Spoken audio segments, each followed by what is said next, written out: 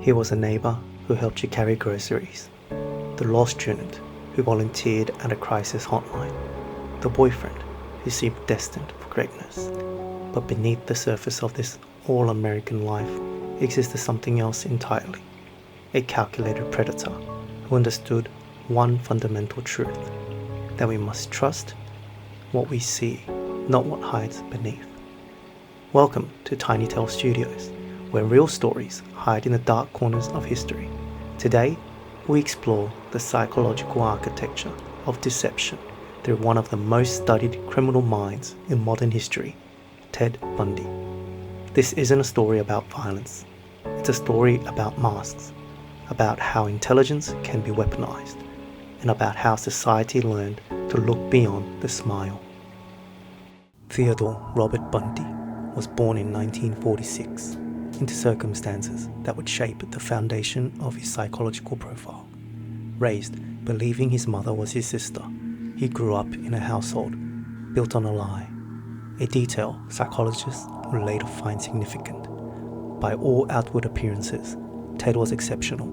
Teachers described him as intelligent and articulate. Classmates remember him as charming, even magnetic when he wanted to be. He earned a degree in psychology from the University of Washington. He worked at a suicide prevention hotline, literally talking people back from the edge. He was enrolled in law school, the picture of ambition and promise. But there were fractures in this perfect image, visible only in retrospect.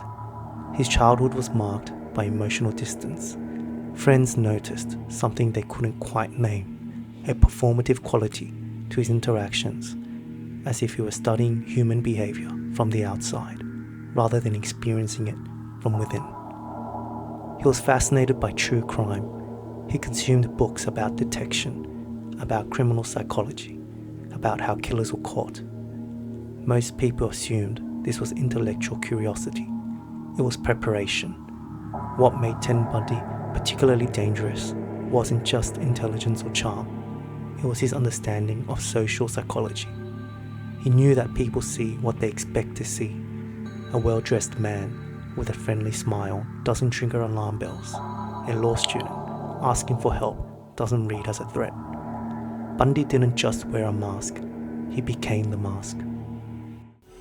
The psychology of compartmentalization, the ability to separate different aspects of one's identity into sealed chambers, is what allowed Bundy to maintain his double existence for years. By day, he was building the architecture of a normal life. He maintained a long-term relationship. He attended political events and social gatherings. Co-workers at the Washington State Department of Emergency Services saw him as capable and dedicated. His girlfriend described him as attentive, though she noticed odd inconsistencies, unexplained absences, moments when his eyes seemed vacant, as if the person she knew had temporarily left the room. This duality wasn't accidental, it was engineered. Bundy studied the psychology of trust with the same rigor he applied in his coursework. He understood that credibility is built through social proof, through being seen in the right places, saying the right things, performing the rituals of normalcy with precision. His manipulation tactics were sophisticated. He used what psychologists call impression management. Carefully controlling how others perceived him, he mirrored people's expectations, became whatever would put them at ease. With law enforcement, he was cooperative and helpful. With his girlfriend, he was romantic and ambitious. With colleagues, he was professional and dedicated. But there were tells.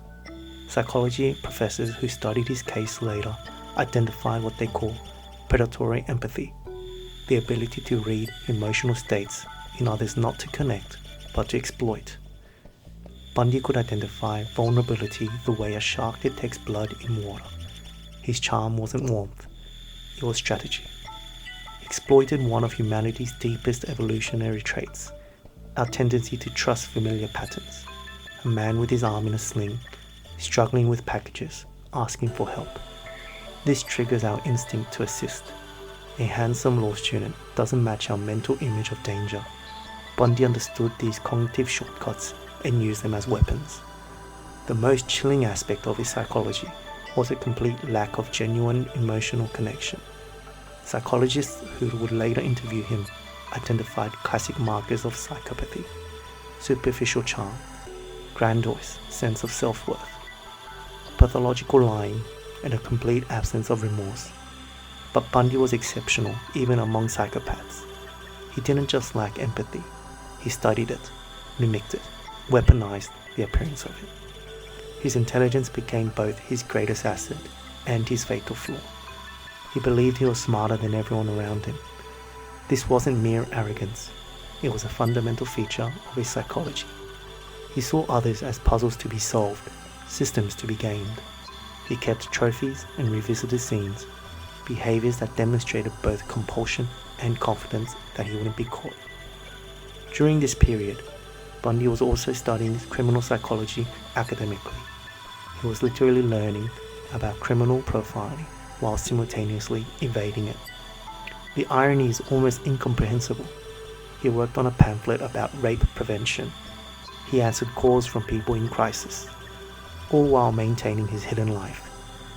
This cognitive dissonance, the ability to hold two completely contradictory realities simultaneously, is what makes cases like Bundy's so important to psychologically study.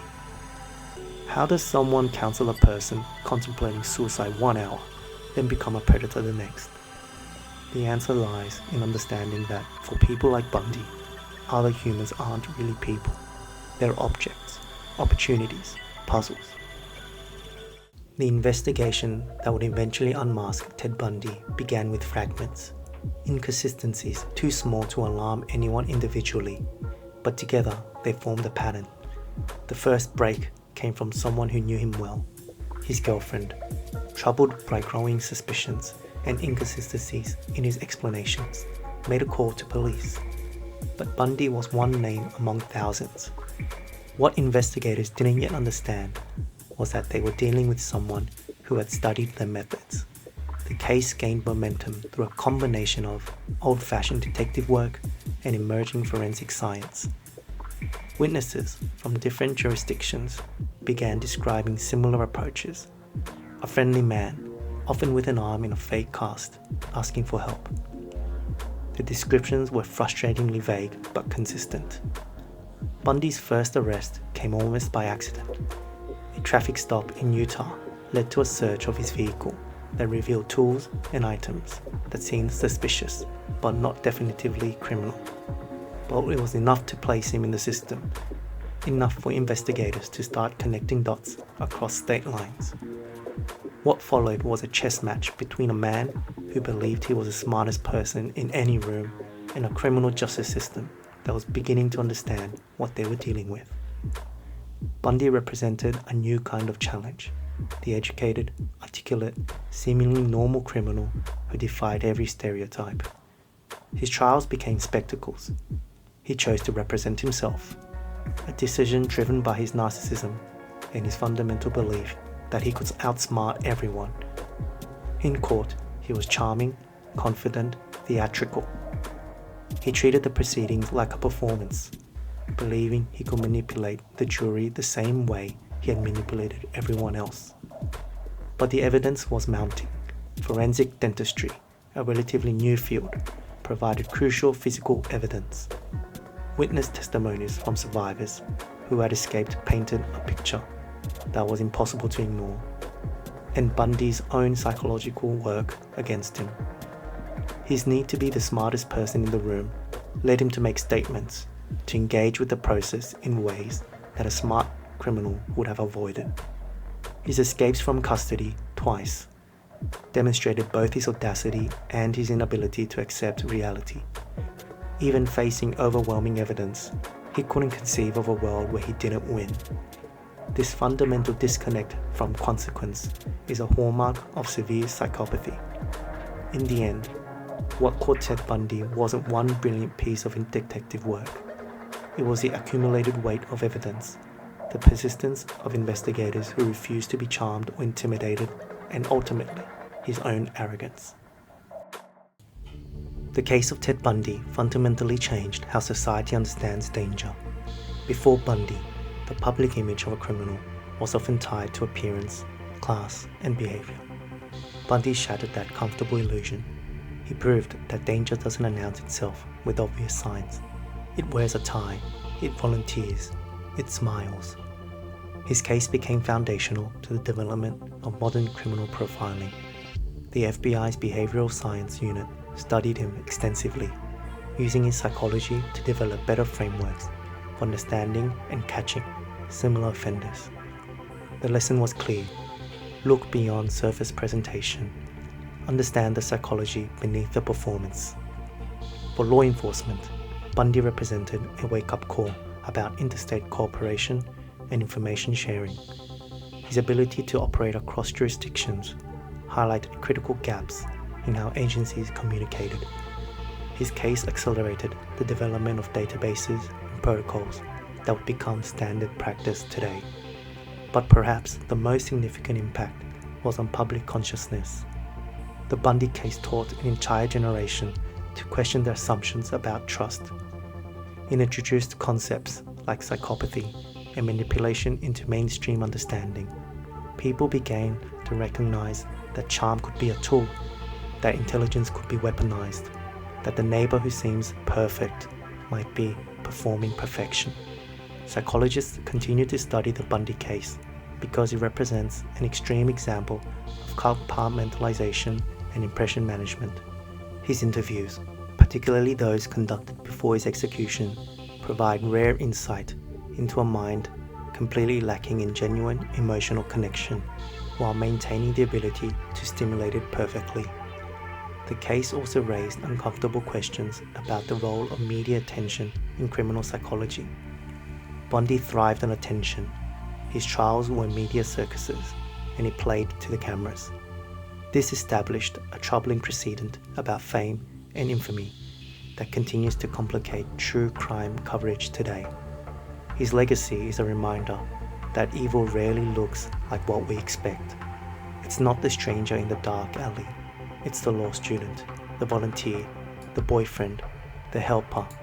Understanding this doesn't mean living in paranoia. It means recognizing that trust should be earned through consistent behavior over time, not granted based on appearance or surface charm. The story of Ted Bundy isn't just about one individual.